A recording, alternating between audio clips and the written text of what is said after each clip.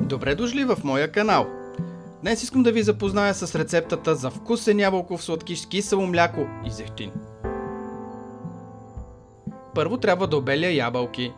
След това ги нарязвам на малки купчета. Не е добра идея да се стържат на ренде. Целта е да се усеща плода в сладкиша. За да не потъмнеят ябълките, ги поливам с малко лимонов сок и разбърквам. Това се прави докато размесвам останалите съставки. А те са яйца и захар, които трябва да разбия много добре. 2-3-4 минути, докато станат пухкави. Ето това е пухкавата смес. И сега, вместо олио или масло, слагаме здравословния зехтин. Но не е проблем да се сложи и друга мазнина. Допълвам вкуса с кисело мляко. Разбърквам и сега трябва да смеся сухите съставки. Бакпулвер, брашно и ванилова захар или пък ванилия на прах. Внимателно слагам сухите съставки и разбърквам сместа. Ето това е целта. Време е да сложа ябълките и да разбъркам всичко добре.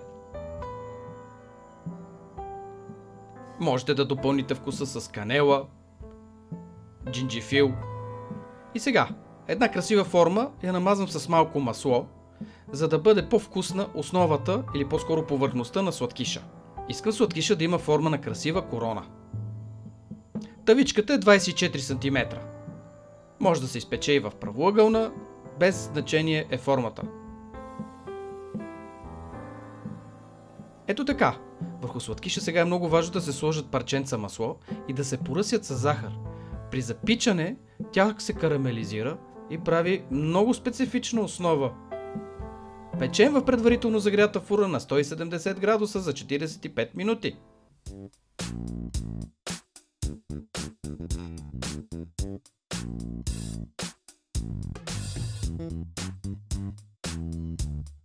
Ето така изглежда готовия сладкиш, но той още е по-вкусен, като се поръси с пудра захар.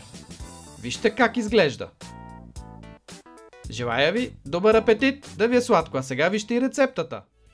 2-3 ябълки, 2 яйца, 120 грама захар или 1 чайна чаша, кристална захар за поръсване, 200 грама кисело мляко, около половин кофичка, 30 грама краве масло, 100 мл зехтин, 2 супени лъжици лимонов сок, 350 грама пшенично брашно, 1 чайна лъжица бакпулвер, 1 пакетче ванилова захар, 10 грама.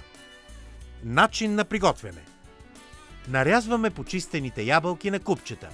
Поливаме ги с лимонов сок. Разбиваме яйцата, докато побелеят и удвоят обема си.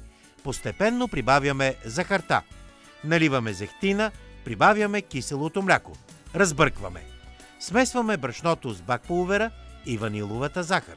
Разбъркваме с миксера на ниски обороти до получаването на гъсто тесто. Прибавяме и леко подкиселените ябълки. Намасляваме дъното на силиконова форма за печене с диаметър 24 см.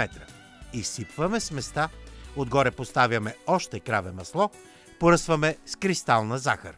Печем 40-45 минути на 170 градуса. След изпичане изчакваме 10 минути, обръщаме сладкиша, режем и поднасяме.